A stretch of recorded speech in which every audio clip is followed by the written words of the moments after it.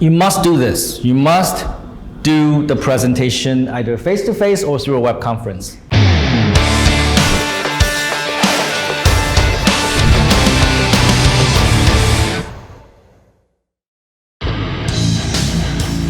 Hey Tom, it's the one and only Floyd Money Mayweather. First I want to say congratulations on your YouTube channel. Everybody needs to follow your YouTube channel. So what everyone needs to do is subscribe to Tom Peng. Great guy, great person. Tom, keep up the great work. So after you make the first contact, right? You give them the big proposition. I can help your business grow, right? And the meeting, okay, tomorrow, 3 o'clock. Và khi ở cái lần liên hệ đầu tiên này thì mình sẽ cung cấp cho khách hàng của mình những cái giá trị mà mình có thể mang tới cho họ, và sau đó thiết lập một cuộc hẹn với khách hàng này. Okay? Alright? So now you gotta have a meeting. Và sau đó thì mình sẽ có một cuộc hẹn với khách hàng. Meetings can be face to face. Cuộc hẹn này có thể là hai bên gặp mặt trực tiếp nhau. It could be over the internet, like web conference, Zoom, Skype, Yalo. Có thể là cuộc hẹn online, mình sẽ sử dụng những cái phần mềm như là Zoom, Yalo. Right? So web conf, right? Okay. So you must do this. You must do the presentation either face to face or through a web conference. Mọi người cần phải tư vấn cho khách hàng trực tiếp hoặc là thông qua internet. Okay? There will be a lot of customers asking you, can you send some information? Và có rất là nhiều những cái doanh nghiệp thì họ sẽ hỏi là anh chị có thể gửi thêm thông tin cho tôi hay không? Okay? My advice to you is don't do it. Và cái lời khuyên của tôi cho mọi người là đừng có làm điều đó. You say I'll tell them, let's set up a meeting. It's only gonna take an hour. Và mình cần phải nói với họ là mình sẽ có một cuộc gặp mặt với họ và nó sẽ không có tốn nhiều thời gian. Because when you send some information, they're not gonna even read it. Bởi vì khi mà các anh chị gửi thông tin cho họ thì họ sẽ không bao giờ đọc nó đâu. Lots of people send me information. Rất là nhiều người gửi thông tin cho tôi. Do I read it? No. I have no time. Tôi không có đọc những cái thông tin đó bởi vì tôi không có thời gian. The key decision makers are not gonna like sit there and I have to read this. No, they got so many things to do. They're not gonna waste time on your thing. Thì những người có quyền ra quyết định ấy thì họ không phải là lúc nào cũng ngồi ở trước bài và đọc tất cả những cái thông tin gửi tới cho họ bởi vì họ không có thời gian. Right? Get the meeting. Và hãy cố gắng thiết lập một cuộc hẹn. So you can meet the customer in a few different places. Và mình có thể gặp khách hàng của mình ở những cái nơi khác nhau. You can meet them here. Mình có thể gặp họ ở đây. You can meet them in their company. Hoặc là ở công ty của họ. You can meet them in a coffee shop. Hoặc là ở quán cà phê. Or online. Hoặc là qua internet. Right? Which one do you think is my favorite? Mọi người hãy đoán xem cái cách nào là cái cách mà tôi yêu thích.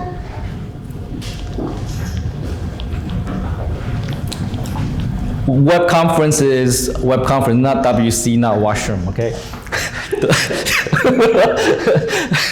don't go there, right? Let's meet in the washroom. No. Let's meet in the toilet.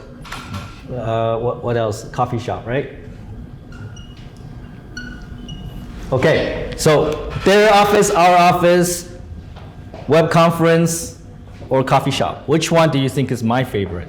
Thì trong bốn cách, cái cách đầu tiên ấy là gặp tại công ty của mình, cách thứ hai là gặp tại công ty của khách hàng, cách thứ ba là gặp online, và cách thứ tư ấy là đi tới quán cà phê. Thì mọi người nghĩ là tôi thích cái cách nào nhất? Oh, look, you're in camera. No, which one? Cách nào ạ? Cafe, you like cafe. I don't understand why cafe. Okay, another answer? Có câu trả lời nào khác không ạ? Why cafe? Tại sao lại quán cà phê vậy? Bởi vì không gian đó em thấy là nó năng động và mình dễ dàng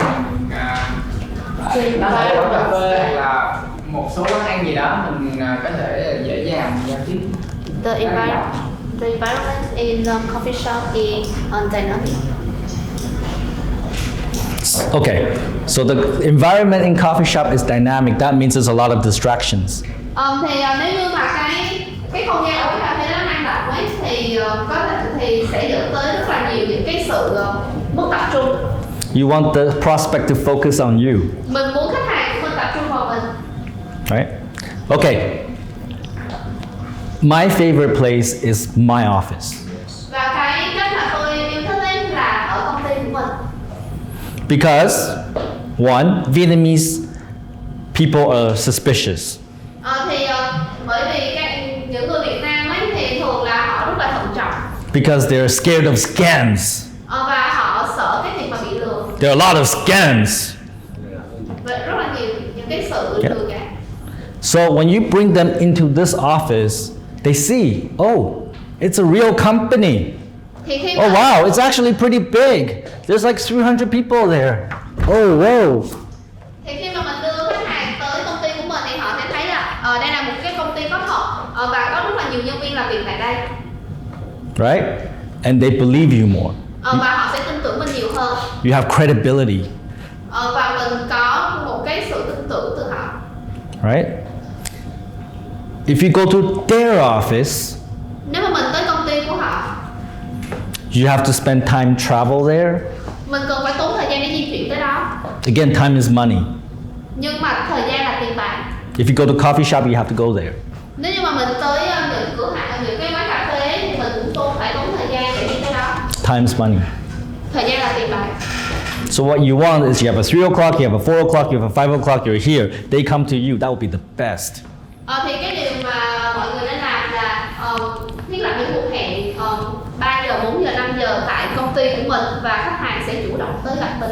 You do that, you close so many deals. Và làm bằng cách đó thì mình sẽ có thể chốt được rất là nhiều đơn. Right? But sometimes the customer don't want to come because they're very big, because they think the same thing. My time very expensive. You come here, okay? Thì đôi khi cái điều này cũng không thể thực hiện được bởi vì với một số công ty ấy, thì họ cũng những cái công ty lớn thì họ cũng cảm thấy thời gian của họ là tiền bạc nên là họ không có muốn lãng phí thời gian để di chuyển nên là họ muốn mình tới gặp họ. So if they're big, yeah, okay, we go. Nên là nếu như mà khách hàng của mình là những khách hàng lớn ấy, thì ok mình sẽ đi đến gặp họ.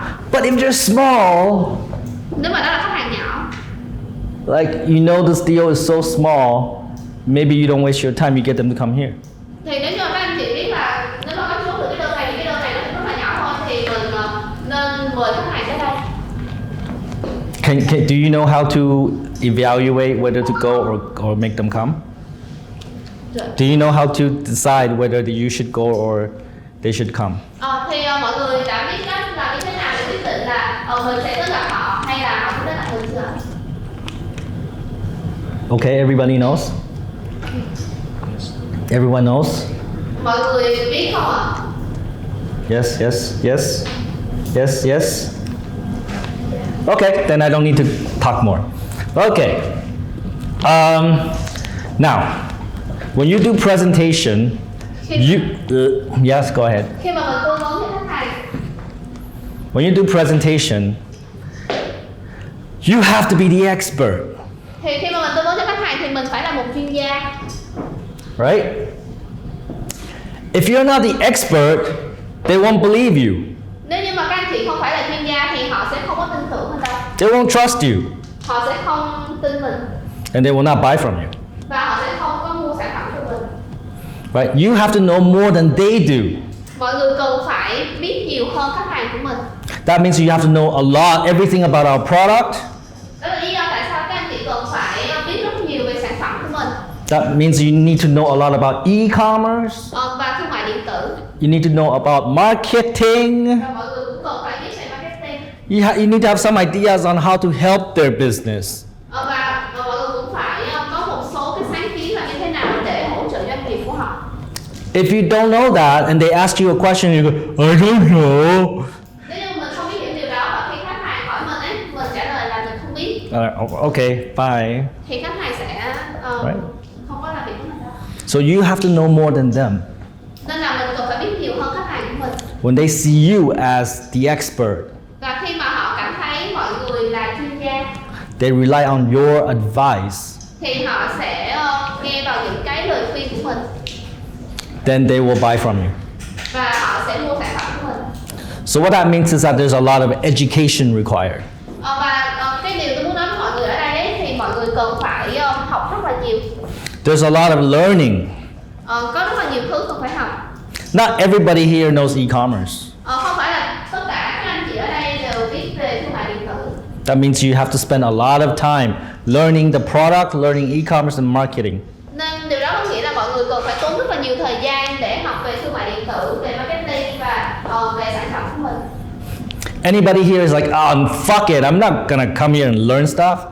You're not gonna make it here. Thì nếu như mà mọi người cảm thấy là mọi người tới đây không phải để học hỏi ấy, thì có thể là mọi người sẽ không có phù hợp với việc đó. You need to learn. Mọi người cần phải học. Right? And we now have 2 product trainers in our company. They're very good. We also have a product team that can help you with all your product questions. Và chúng ta cũng có những cái bộ phận có một cái bộ phận về sản phẩm và họ luôn sẵn sàng hỗ trợ. We have a lot of training videos in YouTube in our website. Và có rất là nhiều những cái video về training ở trên YouTube và trên website. The product trainer, the sales closers, the leaders, they will all help you to learn the product. Và cái anh hỗ trợ việc training cũng như là leader ở đây và quản lý sales sẽ hỗ trợ mọi người về sản phẩm. We have 1 or 2 training sessions every day Và chúng ta có 1 tới 2 những cái buổi training vào mỗi ngày to help you learn e-commerce and go sell product and marketing. để giúp mọi người có thể có nhiều kiến thức hơn về sản phẩm, về thương mại điện tử và về marketing. We do so much to help you learn. Và chúng tôi làm rất là nhiều điều để các anh chị có thể học. But I can guarantee you this thing it's not enough. Nhưng mà tôi đảm bảo với mọi người ấy, thì những cái điều này nó vẫn không có đủ. Because the motivation has to come from yourself. Bởi vì cái động lực thì nó phải tới từ phía chính bản thân mọi người. If you want to learn it and you invest the time, you can learn very fast. Thì nếu như mà mọi người thật sự muốn học ấy thì mọi người sẽ đầu tư rất là nhiều thời gian và mọi người có thể học rất nhanh chóng. But if you don't really want to learn and you take your time, then it will take you months. Và nếu như mà mọi người không có muốn học và mọi người muốn từ từ ấy thì có thể là mọi người phải tốn vài tháng. Right? That means months with no commission. Nghĩa là những tháng đó thì mọi người sẽ không có hoa hồng. So if you want to make the big money, you have to learn the product very fast. Nên nếu như mà mọi người muốn kiếm rất nhiều tiền ấy thì mọi người cần phải học sản phẩm rất là nhanh. Any questions about learning? Các anh chị nào có câu hỏi về cái việc học hay không ạ?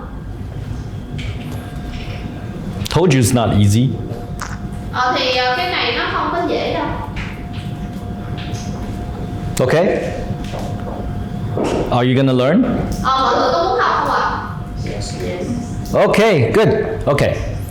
But the highest performers in there, you know, they call a lot of customers. But the result is not so good. Nhưng mà cái kết quả thì nó không có được tốt cho lắm. You know, like they're experts. They know all the sales techniques. You know, they're really good at talking to people. Why they cannot close? Thì họ là những chuyên gia và họ biết rất là nhiều những cái kỹ thuật về sale. Nhưng mà tuy nhiên họ vẫn không có cái kết quả, cái đơn ấy cũng không có nhiều. Thì tại sao là như vậy? Because they don't ask questions. Bởi vì họ không hỏi khách hàng. Because they're too busy telling people what this can do for you. This is like really the best. This is like, oh, you can do this and that. You know, they're too busy telling people what the product can do. They're not asking questions. Bởi vì họ quá bận rộn với cái việc là nói với khách hàng về những cái mà mình có thể làm được cho họ. Nên là họ không có thời gian dành cho cái việc mà hỏi khách hàng của mình. Because what you're demoing, yeah, it is very good, but the customer is not making the connection. Okay, it's very good, but how does this make my business better? I don't understand. Bởi vì khi mà mình cho họ thấy cái sản phẩm của mình như thế nào ấy, thì khách hàng cũng cảm nhận được thì sản phẩm này nó rất là tốt, nhưng mà họ không có cái sự liên kết giữa cái sản phẩm này với cái doanh nghiệp của họ, nghĩa là họ không biết được là những cái điều này có thể làm gì cho doanh nghiệp của mình. So ask questions. Nên là hãy đặt câu hỏi cho khách hàng. So you can start with some simple questions like, do you have a website? Ví dụ như một cái câu hỏi đơn giản là anh chị đã có website hay chưa? Does your website take payment like a credit card, ATM, bank transfer, COD? Cái website có thể hỗ trợ các anh chị cái việc thanh toán luôn, bằng cách qua thẻ ATM hay là thẻ Visa hay là COD là thu tiền trực tiếp. The customer says, Well, no, we haven't built that yet. Và khách hàng sẽ trả lời là tôi chưa có cái chức năng này. And you're like, okay. What about like, mobile payment? What about Yalo and Momo? Thì mình sẽ hỏi khách hàng là còn về cái việc thanh toán trên điện thoại như thế nào, ví dụ như là sử dụng Zalo hoặc là Momo. Oh, I haven't thought about that. We just put the website there. People see it. They come to the store.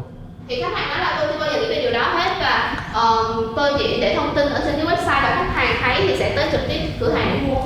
Okay. So how do you ship your products? My brother drives his motorbike and deliver the product. Thì tiếp theo mình sẽ hỏi khách hàng là làm như thế nào để mình chuyển những cái sản phẩm này tới cho khách hàng của mình. Thì họ sẽ nói là tôi nhờ anh em trai của tôi mang những cái sản phẩm này tới cho khách hàng. Okay. But what if I tell you that we actually partner with Gyahanyang, Tikim, Aha Move, and VM Post? We can give you the cheapest delivery rates. Thì sau đó thì mình sẽ nói với khách hàng là các anh chị nghĩ sao nếu như mà tôi có thể cung cấp cho các anh chị cái dịch vụ vận chuyển của Aha Move, giao hàng tiết kiệm, giao hàng nhanh. Your customers can buy from you and they can choose which shipping company they want to use, and we can ship as fast as 30 minutes or 3 days. They choose. Và khi mà khách hàng vào trang của mình ấy, khách hàng mua hàng thì khách hàng có thể chọn được là chọn cái đơn vị vận chuyển mà khách hàng yêu thích. Ví dụ như là trong 30 phút thì sử dụng Anamu, còn không thì trong vòng 3 ngày. Thì cái đó là tùy thuộc vào khách hàng của khách hàng. We can ship small parcel, or we can ship entire furniture if you want. Với những cái đơn vị vận chuyển đó thì mình có thể giao những cái món hàng nhỏ hoặc là những cái món hàng to như là những cái đồ gia dụng. Oh. Okay. Wait, okay, next. So do you collect customer data? When a customer come into your store, they buy something from you, do you get their name and phone number and put it into a list?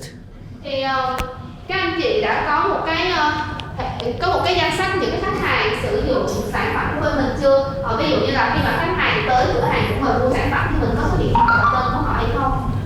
No, we don't do that. They just come and pay money and they go. Không, khách hàng tới đây họ chỉ mua sản phẩm, trả tiền và họ đi. That's interesting. But if you collect that data and later on you send them emails, you send them messages, you call them, get them to come back to buy more, do you think that will help you drive more sales? Thì các anh chị có nghĩ là cái việc mà mình có thông tin khách hàng và gửi cho họ những cái thông tin về khuyến mãi thì họ sẽ quay lại và mua sản phẩm của mình. Thì các anh chị có nghĩ cái cách này sẽ giúp cho các anh chị bán hàng nhiều hơn hay không? Yeah, I think so. Có, tôi nghĩ như vậy.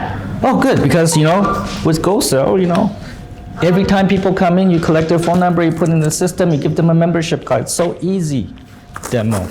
Thì cô sẽ có thể giúp anh chị cái việc này bằng cách là lưu thông tin của khách hàng trên hệ thống và tạo những cái thẻ thành viên cho khách hàng. Thì khi mà khách hàng quay trở lại thì mình sẽ biết họ là ai. Oh, I did not know I can do that. Tôi không biết là mình có thể làm được điều này. Okay. You have orders in the store, you have orders online. Do you have one place to look at all your customer orders? Các anh chị bán hàng trực tiếp tại cửa hàng và cũng có cái cửa hàng online. Thì các anh chị đã có một cái danh sách tổng hợp tất cả những khách hàng này chưa? No, money just go into my pocket. Chưa, tại vì tiền của tôi đều vào trong ví hết rồi. Yeah, but look here. All your customers are here. You can look up your customer, you can figure out what they purchased from you in the past, you can predict what they want to buy in the future. Và mình sẽ đưa khách hàng xem, cô sẽ có thể hỗ trợ họ thu thập thông tin của khách hàng và có thể biết được là họ đã mua những sản phẩm gì và có thể dự đoán được là trong tương lai họ cần những cái gì. Do you sell on Lazada and Shopee? Anh chị có bán ở trên Lazada không? Yeah, we have a Lazada Shopee store. Có, tôi có cái cửa hàng ở trên Lazada và Shopee. So every time you want to add a product to your Shopee store, you have to log in Lazada, log into Shopee, log into your website and make updates, right? Thì mỗi khi mà các anh chị cần thay đổi thông tin hay bổ sung những cái sản phẩm ở trên Lazada, Shopee ấy, thì mình cần phải lên Lazada, Shopee và website để thay đổi từng sản phẩm. Yeah. How much time does that take you? Đúng rồi, và những cái điều đó cần bao nhiêu thời gian? A lot. rất là nhiều thời gian. I have to hire somebody to do it. Tôi phải thuê vài người để làm cái điều đó. Oh, great. You know what? With Go Sell, everything is synchronized. You add one product, it's everywhere. Thì với Go Sale ấy, thì những cái sản phẩm này nó được đồng bộ. Các anh chị chỉ cần đăng một lần thôi và nó sẽ đồng bộ hết. Demo. Và mình sẽ demo cho khách hàng xem. Okay. What about inventory control? Do you know how much stock you have in the store? Do you know how much of each product you have in your store? Còn về cái kho thì như thế nào, các anh chị có biết là hiện tại trong kho còn bao nhiêu sản phẩm và ở bên ngoài còn bao nhiêu sản phẩm hay không? No, when the customer comes, I just go look for the product. Well, but here, here you have accurate count of your inventory in any of your stores. If you have 5 stores, we know what's in your stores. Không, bởi vì khi mà khách hàng tới thì tôi chỉ vào kho và tìm sản phẩm thôi. Thì mình sẽ đưa cho khách hàng xem, cô sẽ có thể hỗ trợ cho khách hàng là bằng cái việc có một cái danh sách về những cái sản phẩm còn trong kho và những cái sản phẩm hiện tại. Ví dụ mình có 5 cửa hàng thì mình sẽ quản lý được những cái sản phẩm trong 5 cửa hàng đó luôn. You'll never run out of stock. Thì các anh chị sẽ không bao giờ hết hàng hết. And you don't have to worry about your employees taking your inventory. Và mình cũng sẽ không có cần phải lo lắng cái việc là nhân viên của mình trộm những cái sản phẩm ở trong cửa hàng. And no matter where you sell the product, whether it's Lazada, Shopee, your website, your mobile app, inside the store, your inventory is always correct. Và dù là các anh chị có bán ở trên Lazada, Shopee hay là bán trực tiếp hay là bán trên website nữa thì cái dữ liệu này, những cái dữ liệu về kho thì vẫn chính xác. Usually by this point they will buy it. It's like, oh, how much is it? Và khi mà mình cho họ biết được những cái điều này thì họ sẽ mua sản phẩm của mình thôi. Và họ sẽ hỏi là cái này bao nhiêu tiền? Right. I just give you a little example. Tôi sẽ cho các anh chị xem một số ví dụ. I just give you a little example. But there's so many things you can talk about because our product is really, really powerful. Và có rất là nhiều những cái điều mà các anh chị có thể nói với khách hàng của mình bởi vì sản phẩm của chúng ta nó rất là uy lực. Okay? So there's so much you can ask, so many questions you can ask. Và có rất là nhiều những câu hỏi mà mình có thể hỏi khách hàng của mình. Most businesses in Vietnam are still traditional. Và có rất là nhiều những cái doanh nghiệp tại Việt Nam ấy hiện tại vẫn kinh doanh theo cách truyền thống. They don't have anything that I just said. Và họ không có bất cứ một cái điều gì trong những cái điều mà lúc nãy giờ mình có trao đổi với nhau. They don't even know what they want. Họ còn không biết là họ muốn những gì nữa. They know they have to go online.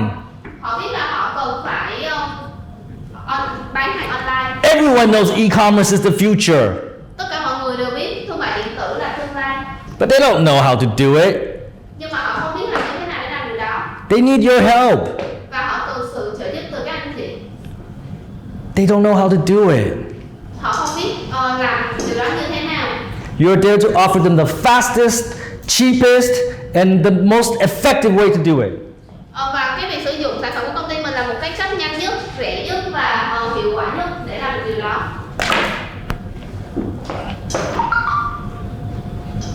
And if you do this right, Và khi mà mình làm những điều này đúng, they will be like, how much is it? thì họ sẽ hỏi giá của những sản phẩm này. And then you're gonna tell them the price. Và sau đó mình sẽ nói về giá với họ. And then they're gonna say the magic words. Và sau đó họ sẽ nói rằng Why is it so cheap? tại sao sản phẩm lại rẻ như vậy? You never hear that in your sales career. Your customers telling you why the product is so cheap. Khách hàng sẽ hỏi tại sao sản phẩm của mình lại rẻ như vậy? Whenever I do presentation, that's what always they say that to me. Thì mỗi khi mà tôi tư vấn cho khách hàng của tôi thì họ luôn hỏi câu này. That means you have done your job. Điều đó có nghĩa là các anh chị đã hoàn thành công việc của mình rất là tốt rồi. You have communicated the value to them. Và mình đã trao đổi được với khách hàng của mình những cái giá trị mà mình có thể mang lại cho họ. Okay, so the next question is, they say, why is it so cheap? What do you do? So, you're the salesperson. I'm the customer. You finish demo. I say, how much is it? You say, how much? And I say, why is it so cheap? Thì What do you say? Tôi sẽ là khách hàng và anh này sẽ là nhân viên sale. Thì khi mà tôi What do you do? Anh sẽ làm gì?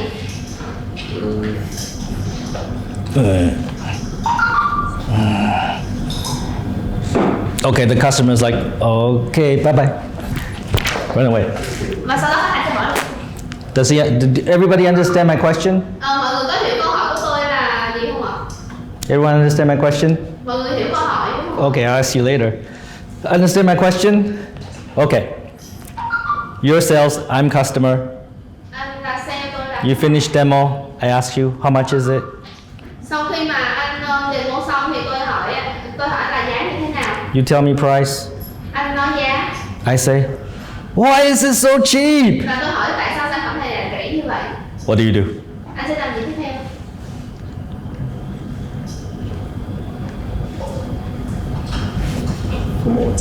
Huh? Promotion. Promotion? It's already cheap.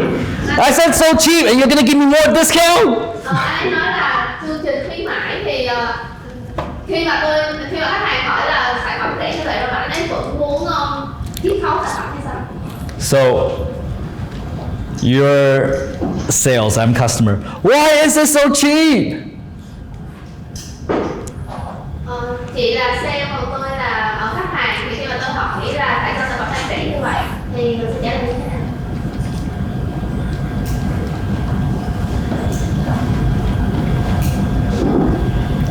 Nothing. Nothing. Okay, the customer leave then. Okay, bye bye. See you, see you. Customer leave. No money. You have no money. Okay. Why is the product so cheap? Why is it so cheap? Tại sao sản phẩm này rẻ như vậy?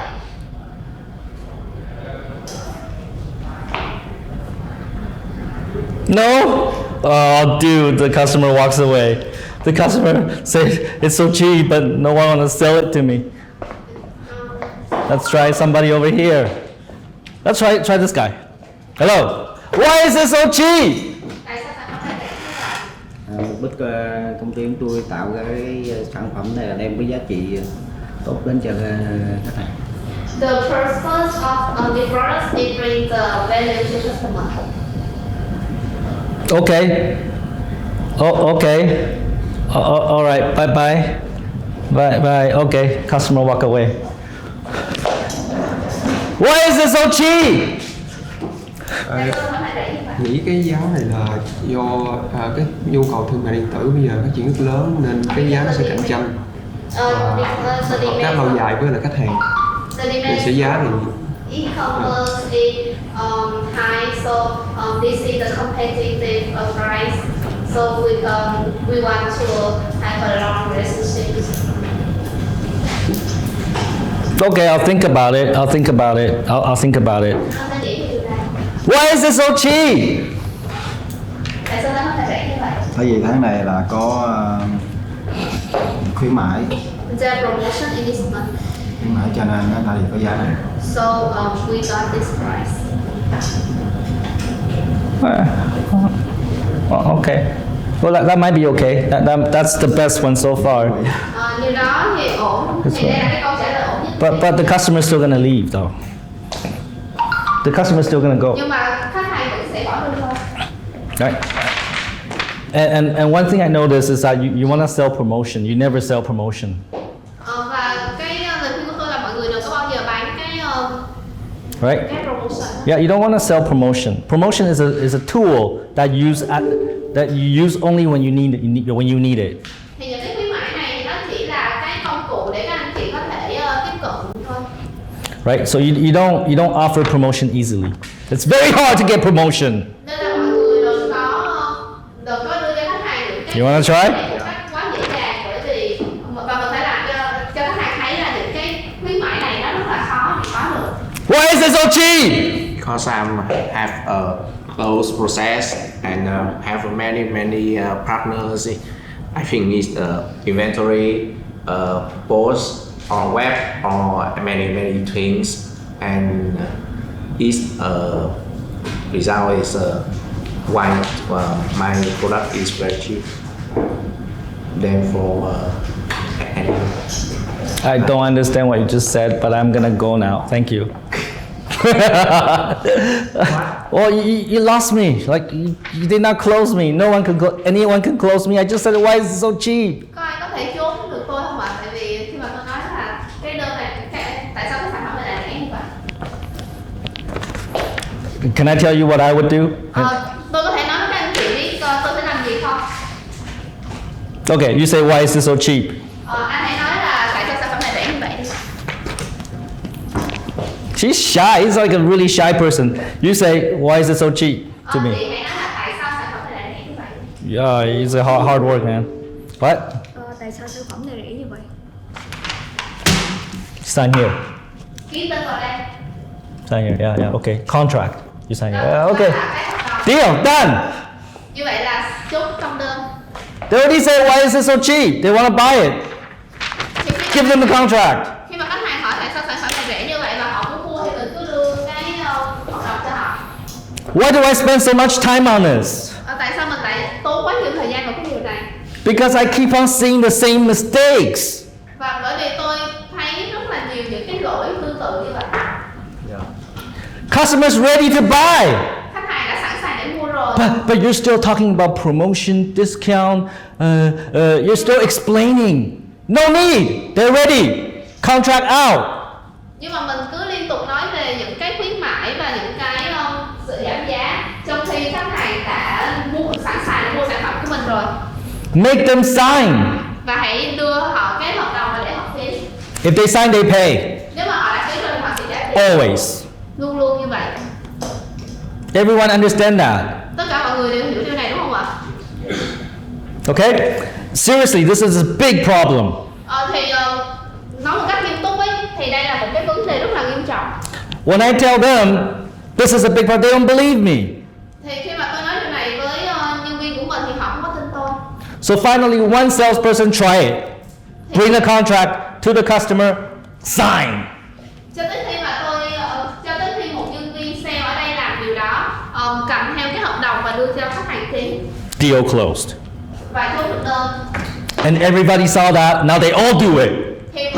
Sau đó mọi người thấy được điều đó và họ đều làm điều đó hết.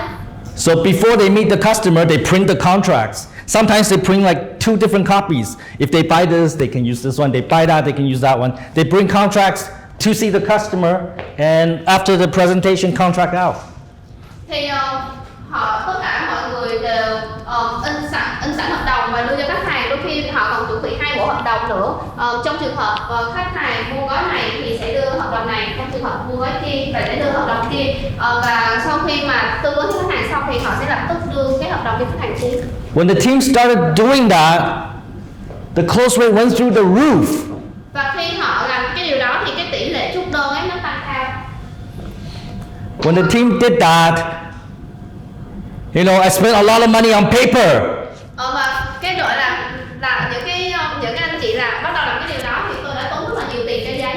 Because they print a lot of contracts. Bởi vì họ in rất là nhiều hợp đồng. But that's okay. Nhưng mà điều đó thì ổn thôi. Now they all do it. Và hiện tại thì tất cả mọi người đều làm điều này hết. And why? Why you're so scared to take the contract out? Thì tại sao các anh chị lại sợ hãi khi mà mình đưa hợp đồng cho khách hàng? Because you're sensitive. Bởi vì mọi người nhạy cảm. You're scared. Và sợ hãi. You're shy. Ngại ngùng. Because, you know, making people sign something is rude. Bởi vì mọi người nghĩ là cái việc đưa hợp đồng cho người khác ký ấy thì nó rất là bất lịch sự. Asking for money is rude. You believe that, but it's not true. Và đòi tiền của khách hàng thì nó cũng không có lịch sự và mọi người tin vào điều này. You need to get the contract out. You need to ask for money. Mọi người cần phải đưa hợp đồng cho khách hàng và cần phải lấy tiền của họ. It's one of the biggest problems with sales in Vietnam. Thì đó là cái vấn đề lớn nhất của sale ở Việt Nam. I prove this every Monday. Và tôi nói về điều này vào mỗi thứ Hai. If you don't overcome this, you cannot close anything. Và nếu như mà mọi người không thể vượt qua cái điều này ấy, thì mọi người sẽ không bao giờ có thể làm được gì hết. Okay? Everyone understand? Mọi người có hiểu không ạ? Okay. Now we talk about price. Tiếp theo chúng ta sẽ nói về giá. Alright? You don't talk about the price until at the end of the presentation. Mình sẽ không nói về giá cho tới khi mà mình tư vấn với khách hàng xong. Because the customer will always ask you about price. They will ask you even at the first contact, whoa, how much is it? Bởi vì khách hàng sẽ luôn hỏi về giá. Ngay cả khi trong cái lần liên hệ đầu tiên họ sẽ hỏi là cái này giá bao nhiêu. You never reveal your price until you finish the presentation. Nhưng mà mình sẽ không bao giờ cho họ biết giá là như thế nào cho đến khi mà mình hoàn thành cái việc tư vấn cho khách hàng của mình. If you tell them the price Nếu như mà mình nói về giá cho khách hàng nghe before the end of the presentation, trước khi tư vấn xong, then it's always going to be too expensive. thì nó lúc nào nó cũng mắc hết. Because they don't even know what the product can do for them. They don't even know what you can do for them. Bởi vì thậm chí họ còn không biết là cái sản phẩm này có thể mang lại gì cho họ và cũng không biết là các anh chị có thể làm gì cho họ. So any price is too expensive. Thì với bất cứ cái giá nào nó đều được đắt.